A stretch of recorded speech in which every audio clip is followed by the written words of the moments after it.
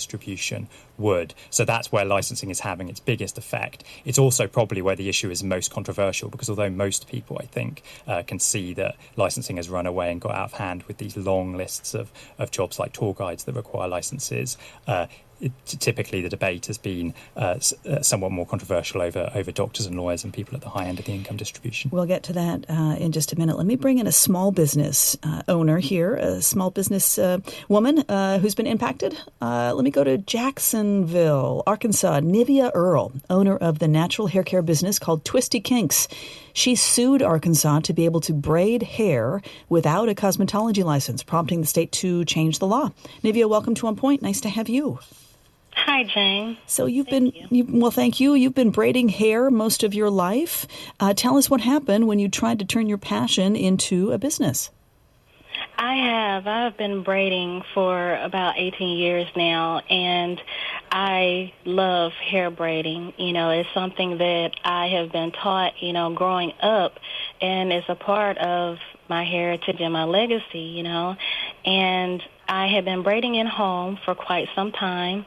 And I got to a point to where I decided, I want to do this full time. Instead of just doing this in my home, I would like to venture out and start a business and, provide to the economy and everything. And I went out and got a storefront to have my braiding salon.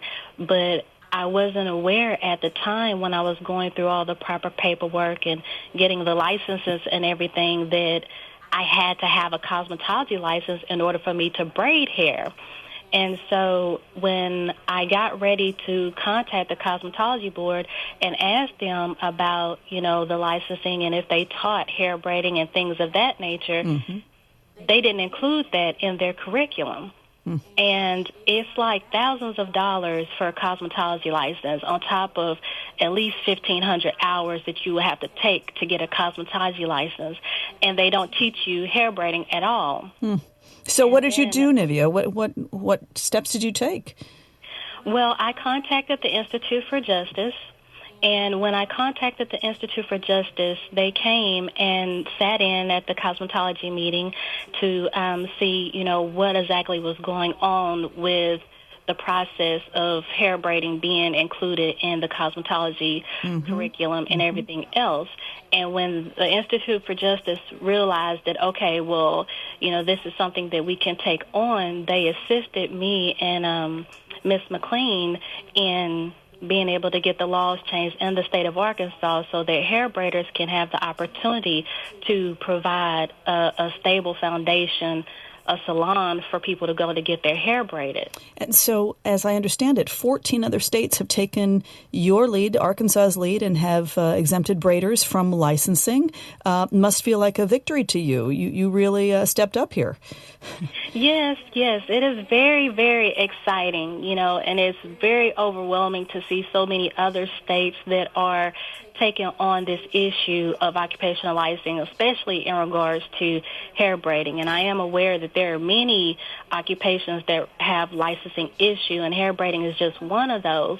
But it definitely needs to be addressed. And I think all states especially need to address hair braiding, especially because if I ever needed to move, I would like to be able to go to a state and start my establishment in another state without worrying about the infringement of the cosmetology board. But when we're just not talking about hair braiders here, we're talking about florists, we're talking about, interior decorators, we're talking about bartenders. I mean, the cost is prohibitive to get a license. It's also all sorts of classes that you have to take, as you mentioned. I mean, has this impacted other small business owners that you know of? Yes, this occupational licensing has impacted hair braiders, it's impacted Uber drivers, like Mr. Kerr was saying earlier. It impacts a lot of occupations here, not only in the state of Arkansas, but many others. Well, Nivea Earl, owner of the natural hair care business Twistykinks, thank you very much for joining me today, and good luck. Oh, thank you. Henry Kerr, what do you hear in Nivea's story there?